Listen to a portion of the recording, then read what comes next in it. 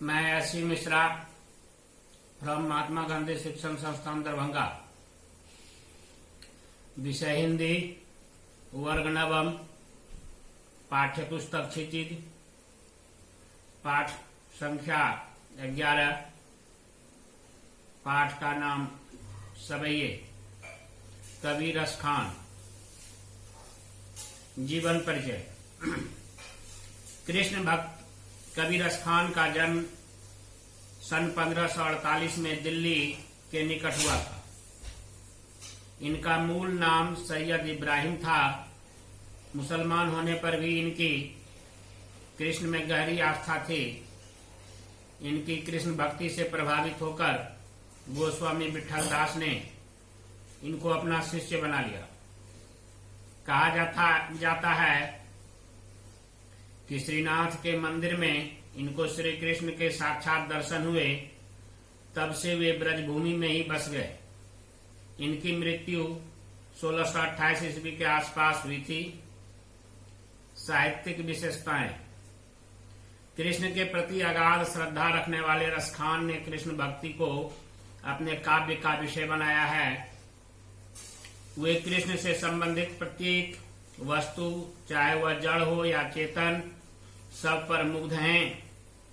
उनके काव्य में समूची ब्रजभूमि के प्रति अनुराग प्रकट हुआ है।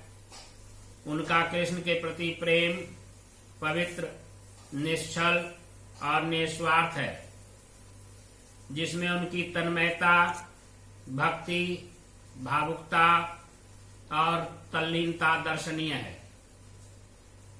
भाषा शैली। रसखान ने ब्रज भाषा में काव्य की रचना की है, जिसमें सरलता, सरसता तथा मधुरता का गुण विद्यमान है। भाषा में मुहावरों के प्रयोग के कारण मधुरता बढ़ जाती है। वे दोहा, कवित्त और सवैये तीनों छंदों पर अधिकार रखते हैं, पर उनके सवैये अद्वितीय हैं। इन्हें देखकर रसखान को रस की खान कहने में कोई अतिशयोक्ति नहीं होगी।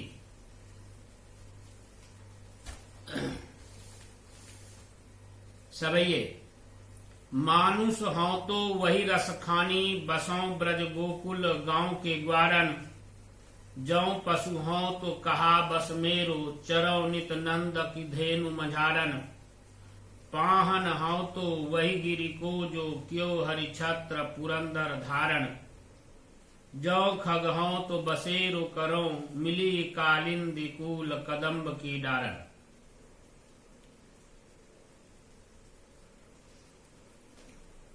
कृष्ण की लीला भूमि ब्रज के प्रति अपना लगाव प्रकट करते हुए कवि महोदय कहते हैं कि अगले जन्म में यदि मैं मनुष्य बनूं तो गोकुल गांव के ग्वाल बालों के बीच ही निवास करूं।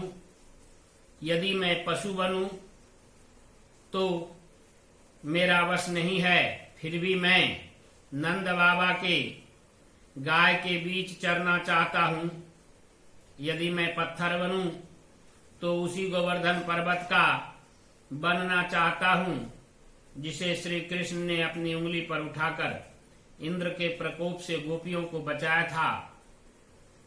यदि मैं पक्षी बनूं तो उसी कदम के पेड़ पर बसेरा बनाऊं जो यमुना के किनारे है तथा जिसके नीचे श्री कृष्ण रास रचाया करते थे। या लकुटी अरु कामरिया पर राज तिहु पुर को तजिदारों। 8 सिद्धि नवो निधि को के सुख नंद की गाय चराय विशारों। रसखान कबो इन आखिन सौ ब्रज के बान बाग तड़ाग निहारों। कौटिक ऐकल धौत के धाम करीलक कुंजन ऊपर वारों। कृष्ण से जुड़ी वस्तुओं के प्रति प्रेम प्रकट करते हुए कवि महोदय कहते हैं कि जिस लाठी और कंबल को लेकर श्री कृष्ण गाय चराया करते थे, उसके बदले में तीनों लोगों का सुख त्यागने को तैयार हूं। मैं नंद की गायों को चराने के बदले 8 सिद्धियों और 9 निधियों का सुख भी भूल सकता हूं। मैं ब्रजभूमि पर स्थित बागों, वनों तालाबों को देखते हुए रहना चाहता हूं।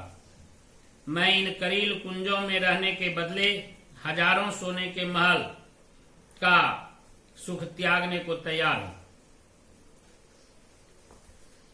मोर पखा सिर ऊपर राखी हूं, गुंज की माल गरे पहिरोंगी, ओढ़ी पीताम्बर लय लकुटी बन गोधन ग्वारिन संग फिरोंगी। भावत वो ही मेरो रस खानी, सो तेरे कहे सब स्वांग करोगी। या मुरली मुरली धर की अधरान धरी अधरान धरोगी।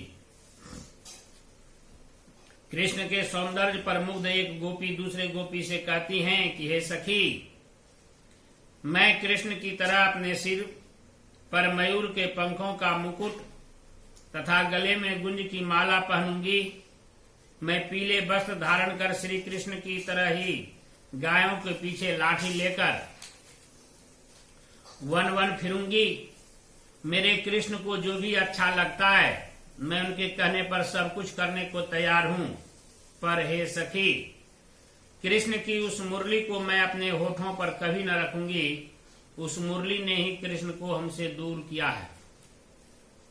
कानन दय अंगुरी रही बो जब मुरली, धुन मंद बजई हैं। मोहनी तानन सौ रस खानी, अटा चढ़ी गोधन गई है तो गई है। तेरी कहो सिगरो ब्रज लोगन, काली को कितनो समुझई है। मायर वा मुख की मुस्कान, संहारी न जई है न जई है न जई है।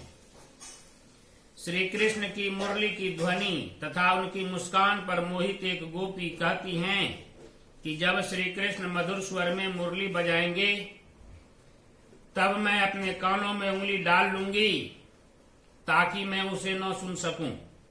ऊंची ऊंची अट्टालिकाओं पर चढ़कर श्री कृष्ण गोधन गाते हैं तो गाते रहें, मैं उससे बेअसर रहूंगी।